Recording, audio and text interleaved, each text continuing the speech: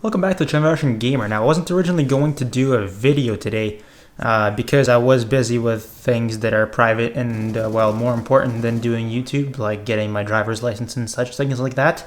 But you may be able to tell by my new quality of my sexually attractive voice that, yes, I was able to acquire at least one item that may be interesting to you.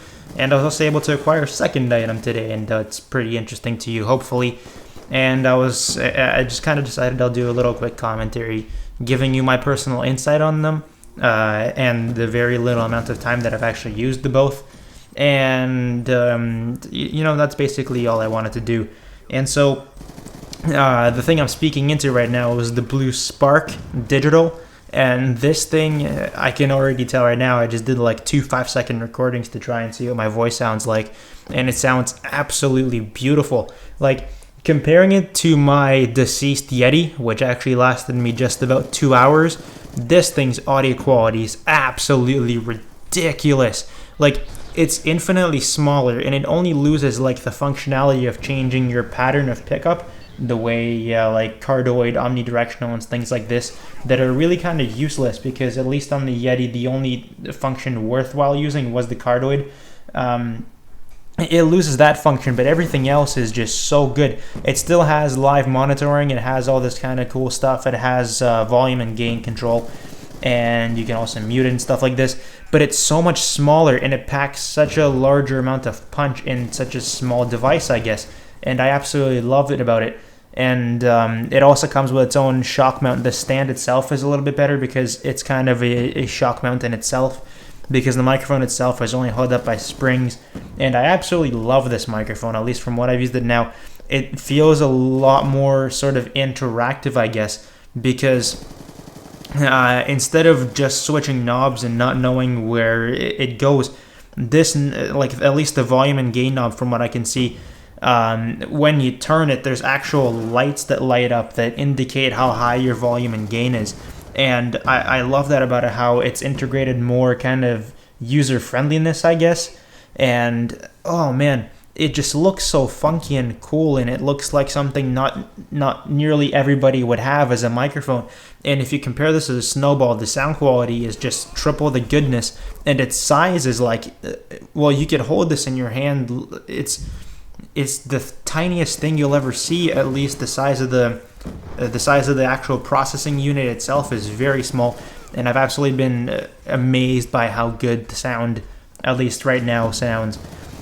The second item that I have acquired today is the new Nokia Lumia 920, which is the newest Nokia Windows 8 phone. And so I needed to get a phone upgrade, but I couldn't get an Android because I don't have data, and I didn't want to pay extra. And so I ended up getting this little guy. And from what I can see, my phone prior to this, before it broke, is the Windows 7, the Samsung Focus. And because it broke, because it didn't really enjoy going for a swim, I had to get the BlackBerry 9720 Bold, and it was absolute crap. And so I've gotten back to this, and it just gets me back to the feeling that how much I love Windows phones. For me, a person that really doesn't spend too much time with the little details of it, especially on the go, I really don't need internet on the go, because I don't really use my phone for that many things. And for me, and also I could not really care less about actual customization, being able to root your phone and do all this fancy stuff that I honestly couldn't give a shit about. And this phone just feels so crisp, and it feels, oh man, it feels like everything is absolutely there instantly. Like, you don't have to flip anything. You have this home screen right here that I'm just filling around in, and you have like 400 different operations shoved into that one screen. And as long as you don't mind not being able to customize the home screen, this is the best that it actually gets, because everything is set up in these cool little boxes, and I absolutely love it. And I love the way Windows 7 looked, and so I have no absolute problems with this.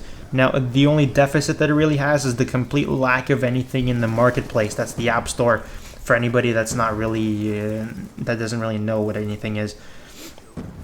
And so there isn't really that many apps. There's decent enough apps that you can survive, but there isn't like half the games that you would recognize being on Android and things like this aren't really there. But there are some actual exclusive Windows 8 developers that make quite a good job for Windows exclusive games, and I actually have played a couple. I'm not really that much of a phone gamer. Again, I don't really do much things on my phone. I like it just so I can use it at home for internet, so I can text people and so I can listen to music and stuff like that. And this phone is absolutely perfect. Now, a downgrade, I think, the way it went from Windows 7 to 8 is the fact that I don't have a Windows 8 computer. It's actually Windows 7.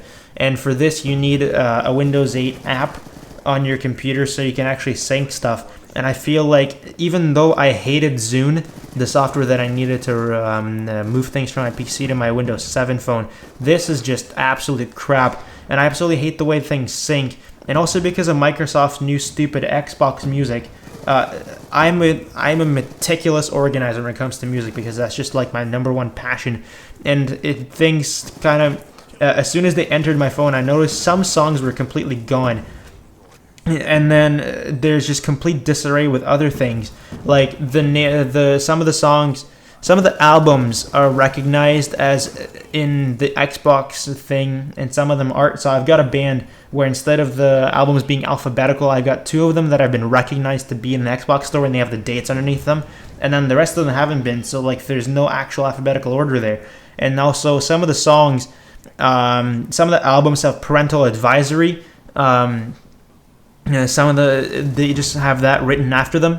And then, for example, like a Metallica song called Ain't My Bitch, it's just like blurred out. Like, like, what are you doing, Xbox? Go away. This is my phone. Like, I respect Windows Phone so much because it absolutely everything I want out of a phone. But then they introduced this stupid Xbox shit, and Xbox has been absolutely... It's been very much promoting every other console that's been out there. And they introduced this stupid thing, and it's kind of putting my music into disarray. I can live with it. Like, I also have iPods and things that I use all the time. But it's just kind of a little bit of a... For me, if you don't mind your track titles being either like one word being blurred or your albums having a parental advisory written after them, then honestly, I don't care. But I like things in my meticulous, tiny little way. And if anything becomes wrong, I instantly have to fix it. And... So this phone has been kind of messing with me a little bit, but the sound quality is fine. And compared to other phones, iPods have this thing where they go through songs seamlessly, and a lot of the music that I listen to, the songs are connected, the songs are connected. And the point is to listen to it on the iPod when there's seamless connection between them. And all other phones that I've tried this on, they put like a little between songs, and so you lose that kind of feeling of them actually being completely connected. And this phone actually has the smallest gap I've had out of any other phone. I don't know if other Androids do this, but this phone, it sort of has a little, and then it continues, but it's actually a lot less than my previous, 3 phones that I've actually had music on. And I've also listened to other people's phones, and very many of them have been Androids. So I know that Windows isn't the only people, and BlackBerry aren't the only people that have this sort of problem when going through music files. I understand why it happens, but yeah.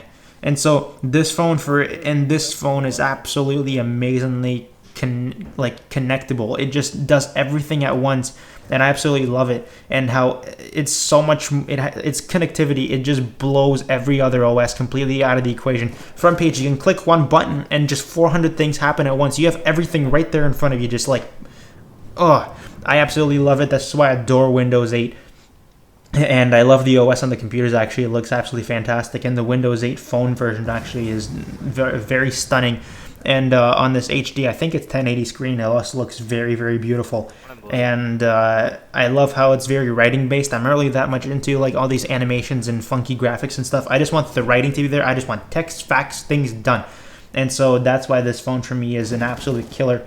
And its specs are actually very good. It has 32 gigs of internal memory, and for me that's more than enough. My 16 gig iPod is just, it's only halfway filled, and I've got everything that I could possibly ask for, because I'm a very kind of selective listener. I only listen to the things that I really like, and you really can't, it's difficult to introduce me to new bands and things like this.